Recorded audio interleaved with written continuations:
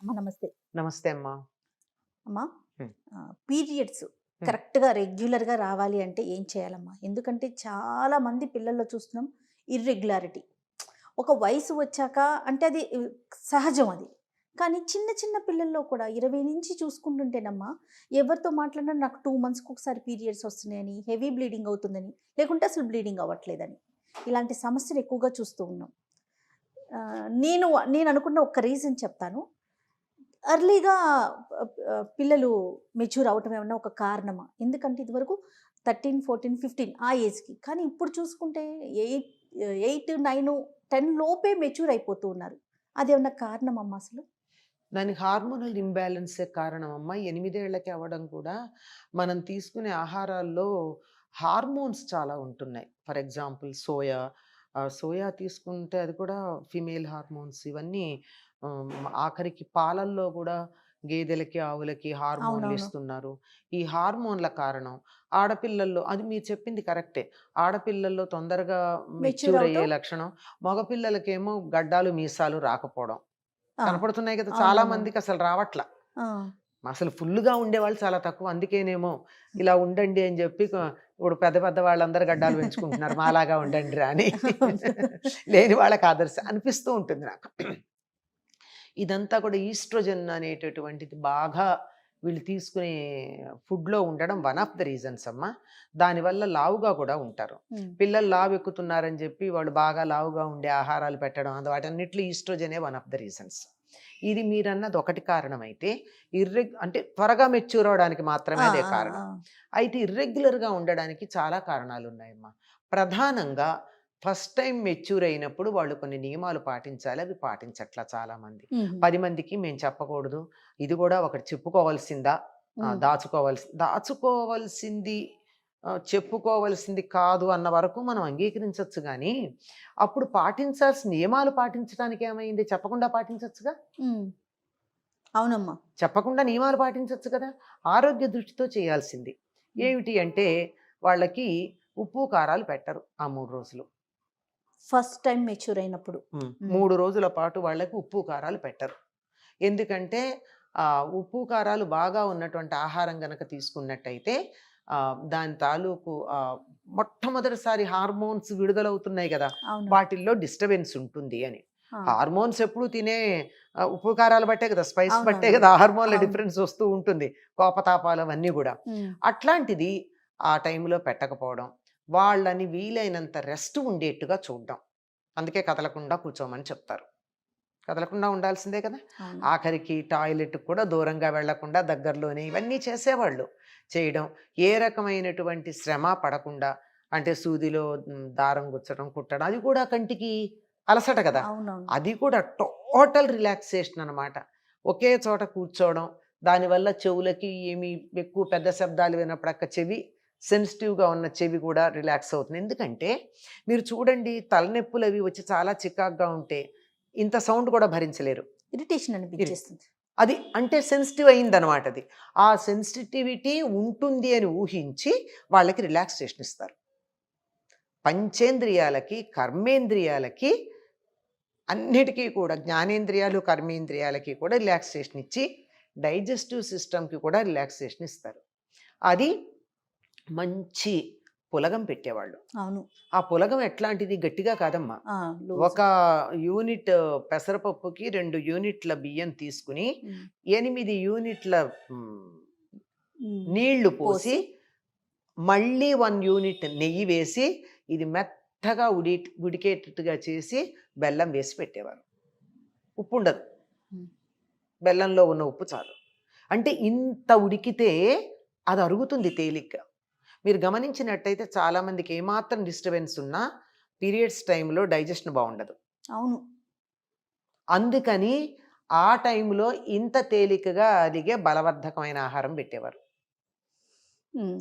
అలా 3 రోజులు గనక ఉన్నట్టయితే, మొదటిసారి 3 రోజులు వీలైతే రెండోసారి కూడా అలా గనక ఉండగలిగినట్టయితే, చాలా రకాలైనటువంటి సమస్యలు భవిష్యత్తులో రావు.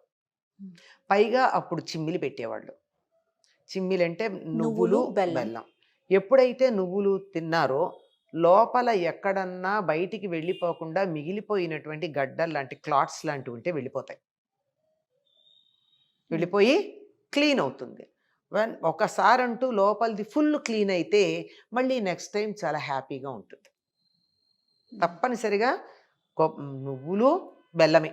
అవును. ఇంకా కొన్ని ప్రాంతాల్లో నువ్వుల నూనె కూడా తాగిస్తారు. అవును. ఉమ్. అవునమ్మా.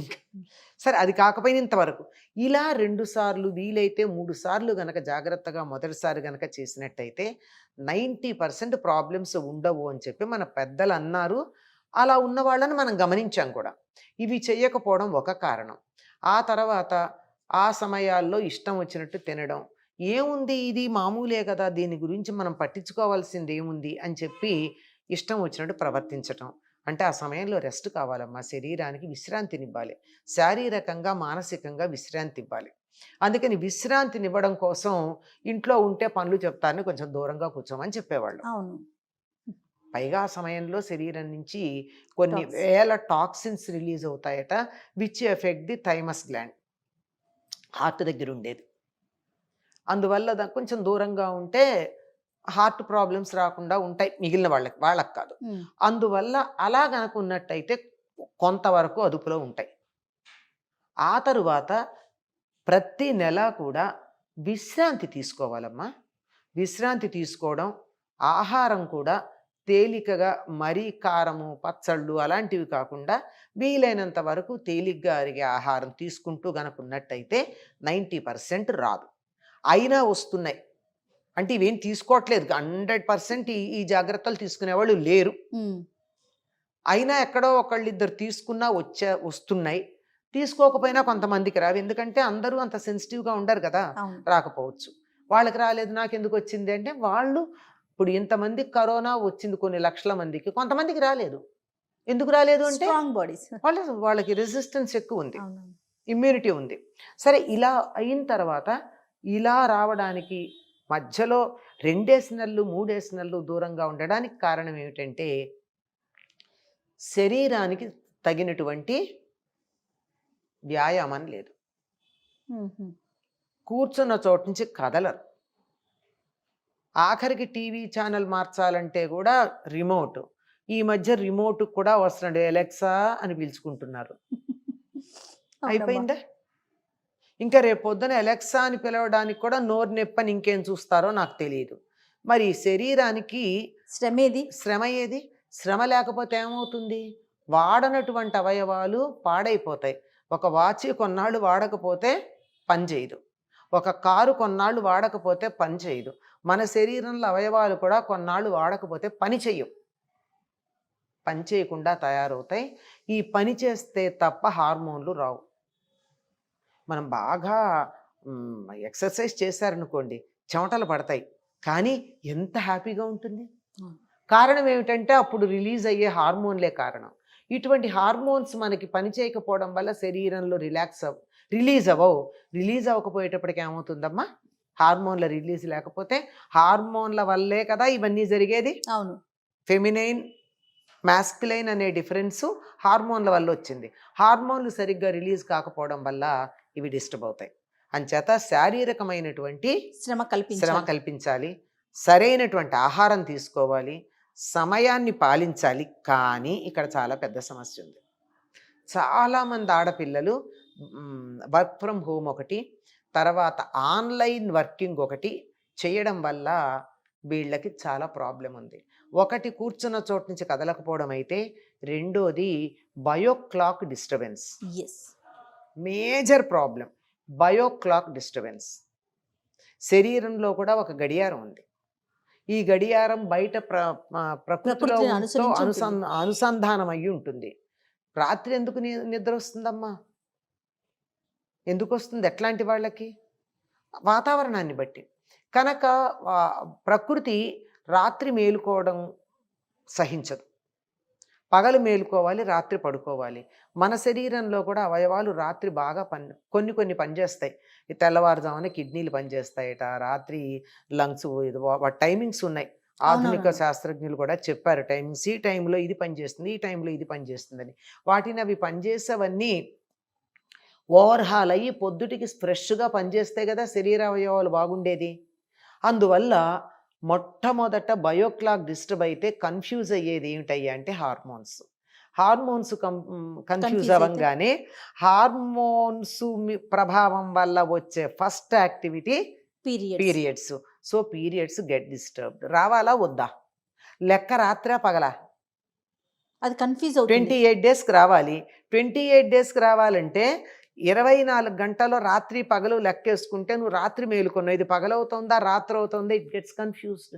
డే ఎప్పటికి పూర్తయిందో శరీరానికి తెలియటల్లా. మంత్ 28 రోజులు ఎప్పటికయిందో తెలియటల్లా. దాంతో అది కన్‌ఫ్యూజన్‌లో it stops for some time. Then malfunctioning మొదలవుతుంది. దాంతో త్వరగా రావు. త్వరగా రావు కదా అనుకుంటే ఎట్లాగొట్లా వస్తాయి. ఎప్పటికో అక్కడ పేరుకుపోయి వస్తాయి. అవును. వచ్చిన తర్వాత మొత్తం ఫ్లష్ అవుట్ అవ్వాలి గనక ఎక్కువ రోజులు బ్లీడింగ్ ఉంటుంది. హ్మ్. దాంతో రకరకాలైనటువంటి ప్రాబ్లమ్స్. ముందు మొట్టమొదట కనపడేది disturbed periods, next disturbed mind, depression, distress ఇలాంటివన్నీ తర్వాత వస్తాయి. హ్మ్. చాలా ఇది. నేను ఒక ఇన్సిడెంట్ చెప్తా. యాక్చువల్ ఇన్సిడెంట్ చెప్తా. 4 నెలలు అమ్మాయికి పీరియడ్స్ రాకపోతే తల్లికి డౌట్ వచ్చింది. ఈ పిల్లకి పీరియడ్స్ రాలేదేంటి అని. హ్మ్. చాలా అనుమానపడింది. పాపం ఎక్కడా అమ్మాయి ప్రవర్తనలో తేడా కనపట్టల్లా. ఎలాగ డాక్టర్ దగ్గరికి ఎట్లా తీసుకెళ్ళాలి ఆలోచిస్తోంది. అనుకోకుండా జ్వరం వచ్చింది. తల్లి అదృష్టానికి జ్వరం వచ్చింది. జ్వరం వస్తే జ్వరం ప్రకారం హాస్పిటల్. హాస్పిటల్‌కి తీసుకెళ్ళింది. అక్కర్లేదమ్మా పారాసిటమాల్ యేసుకుంటానన్నా ఇదొక ప్రిటెక్స్ట్ తీసుకెళ్ళడానికి. ఆ! తీసుకెళ్ళింది.